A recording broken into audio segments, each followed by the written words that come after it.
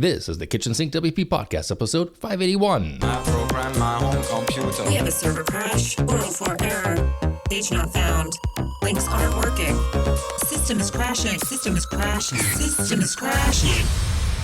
Your old HTML website, barely alive. We have the technology. We have WordPress. A new website, better than it was before. Better, stronger, faster.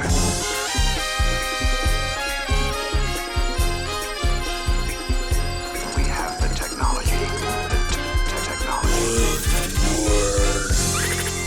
Why, hello everybody, this is Adam Silvey, host of the Kitchen Sink WP Podcast. Thanks for being here. Let's get started. All right, first and foremost, upcoming events. There are no WordCamps next weekend, which is sad, but it gives you a moment to take a break, get outside, fresh air, vitamin D. Or you can also go and check out WordPress.tv and check out some past amazing WordCamp talks. And there's always content to take in if you want to learn something new. All right, moving on to segment one in the news. A couple of things to talk about here. WordPress 6.8 release candidate 3 is out for testing. The testing window is very close to being over because it's due to be released on April the 15th, which is, I believe, 2 days after this episode drops. Actually, no, 1 day after this episode drops. Yeah. So there's that. So hope you've tested it and ready to go. But before you install it, make sure you have a backup, even when it comes out and goes live. So, and lastly on that, there's a piece of haiku that was written for RC3. It reads as follows: the launch draws closer, 6.8 sings through RC3, almost time to shine, which I thought was kind of neat. I like haiku. All right, also in the news, vulnerability in OttoKit, WordPress plugin exploited in the wild, formerly named Shore Triggers. OttoKit is now called OttoKit. It's the all-in-one automation platform. It enables you to automate tasks, connect applications, etc. Has more than 100,000 active installations. Anyway, apparently there was a pretty high severity authentication bypass, and then once it was released or told people about it or put out there, hackers went right after it. So if you have not updated it, you should, because it's vulnerable in a bad way. So check a link in the show notes on that. Also in that realm of hacks, malicious hackers have also been caught hiding WordPress malware in the MU plugins directory. So Sakuri warned about a suspicious index.php and test-mu-plugin.php files in MU plugins directory. A link in the show notes to that as well. So you're going to want to make sure that you make sure your MU plugins are the appropriate ones, should be there, etc. A link in the show notes too, like I said. So there's that. And by the way, MU plugins are must-use plugins. It kind of goes. It's one way to get around routine security checks. And a lot of hosting companies will put in some MU plugins that automatically always there, etc. So just be warned about that. All right, moving on, segment 2, the meat potatoes of this week's episode. This week, I'm once again talking about AI and no-code tools. It's an area of technology that I did not see myself embracing as much as I have recently. I can honestly say, I can recall really 12, 16 months ago, maybe 24 months ago at the tops, hearing people talk about it, not really being, quote, on board, end quote, and with no real interest in creating accounts, all the different versions of things, like the Claude or ChatGPT. I was like, no, it's not my thing. I don't think we need to worry about this. And now there's dozens of these services. And I don't know. Cut to today, every day, I'm finding it very interesting. Rabbit holes of content and information and videos on YouTube and ideas and automations and how I may use it for my own agency, my own life, side hustles, new hustles. And yes, I have spoken about LLMs in the past, a couple of things about this. Back in episode 570, I did a review. I'm still doing a couple more coming about no-code apps. The first one was Framer, episode 570.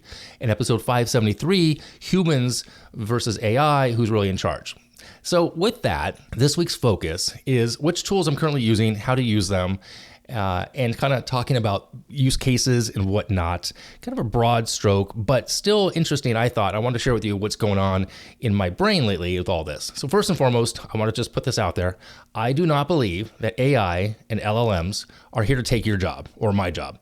And like people have said before, I'm not the first one to quote this. It's if you don't get on board, if you get stuck too far behind, you're going to be left behind, and those who know how to use them are going to take your job. That's the quote. Okay, so, and it helps you resolve the boring parts of your job. And when I say resolve, make those easier, less boring, if you will. So, first and foremost, content creation. 3 areas here that I want to mention. First and foremost, LLMs like ChatGPT can really shine when it comes to generating content, newsletters, blog posts, social captions, podcast outlines, like the one I even used to help me with this outline, okay? They're great at taking the loose ideas, turning it into a very structured piece of content, especially if you know how to prompt and provide some context about your voice or your audience. I often will use it to write a prompt about helping me with my Run Adam Run updates or my silly little goals content. Oddly enough, I figured out that in writing the prompt, I actually write what I'm looking for as far as an answer, if you will, not the answer, but like the actual piece of content, but I still submit it because it actually helps me see the content and the idea in a different way. And I get offered different point of views that I didn't even really consider. So it's all about asking the right question, helping you flesh out the idea. Okay. So it does help with content creation, but you just have to kind of massage it and know that it's there to help you. It's not going to write it for you. And people who've tried this have gotten in trouble. SEO gets you a ding if it knows it's written by completely generated AI. I use it to help me with the idea, ideation, and that moving forward. Okay.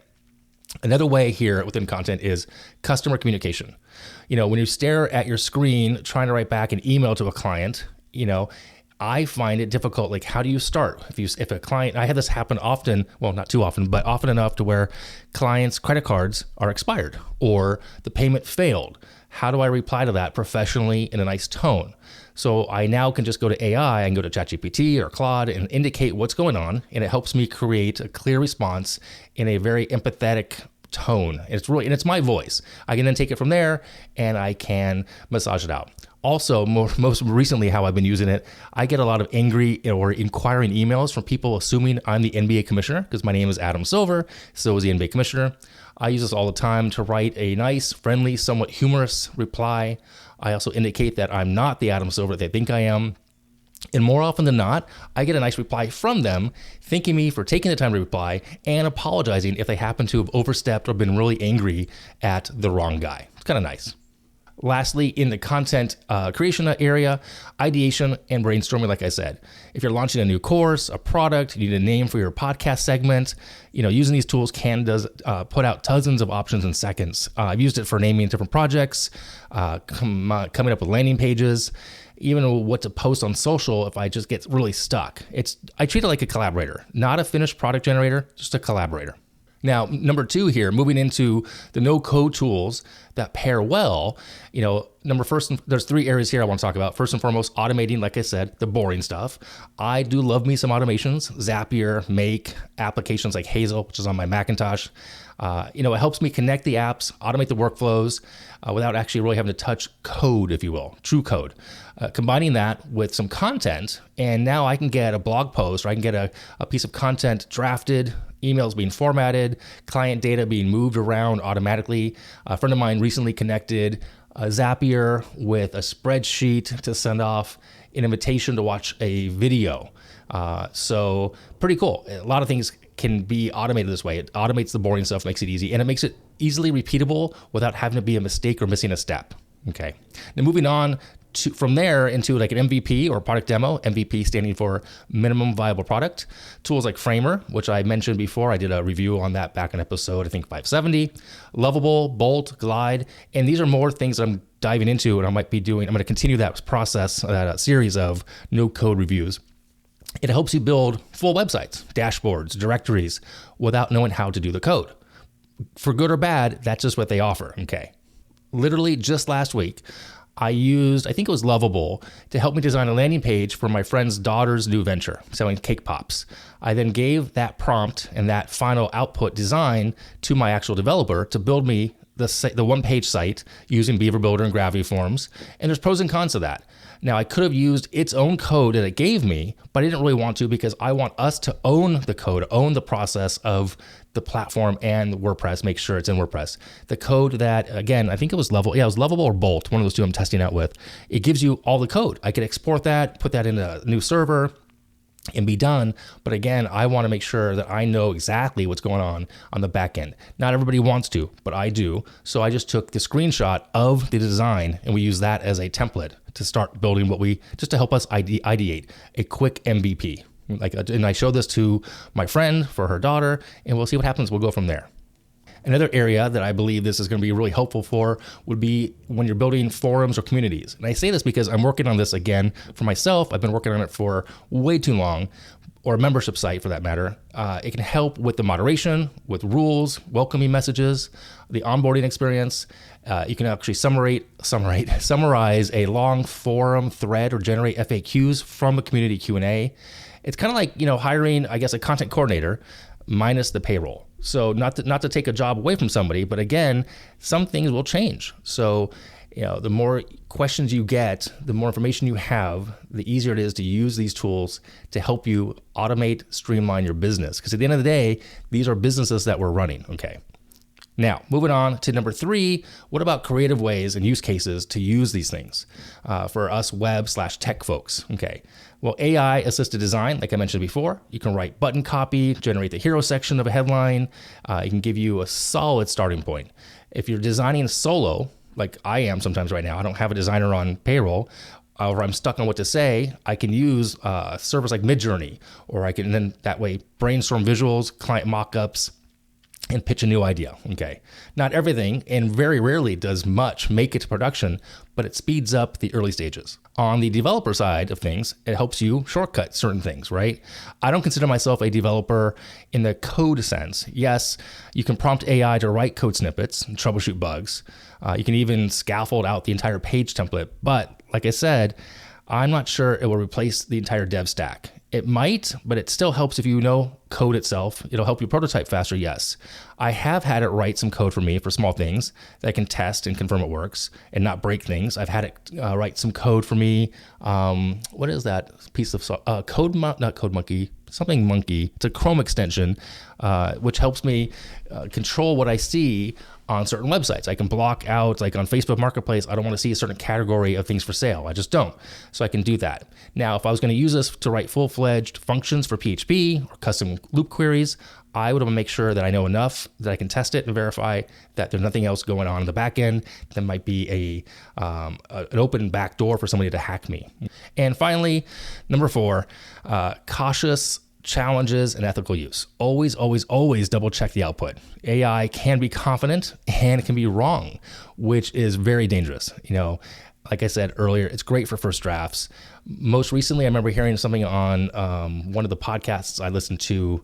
I think it was the 404 podcast about how some attorneys used it to help write some briefs, legal briefs, that didn't exist. It tried to do case law that never existed.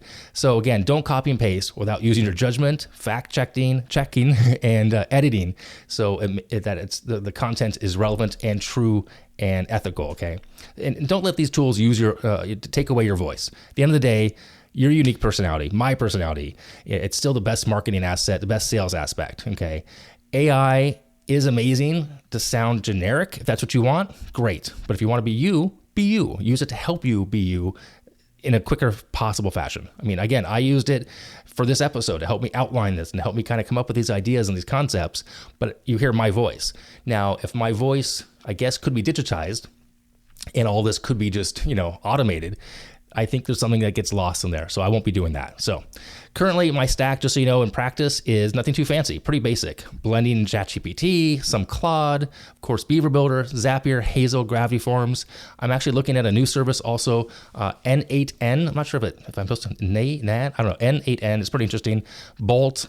We'll see where those will take me next. Again, nothing fancy, and more content of this nature coming out, more reviews, because I think it's interesting. And I think we need to stay ahead of where things are in order to stay relevant with our customers, our clients, and our peers. Okay, so moving on, segment 3, tip and tool of the week. Again, here's a tip. Pick up a no-code tool you've never tried. Spend 30 minutes. That's it. 30 minutes this week and try it. It's kind of like a silly little goal. By the way, if you're not on my Silly Little Goals website, email list, you should sign up, sillylittlegoals.com. Just saying.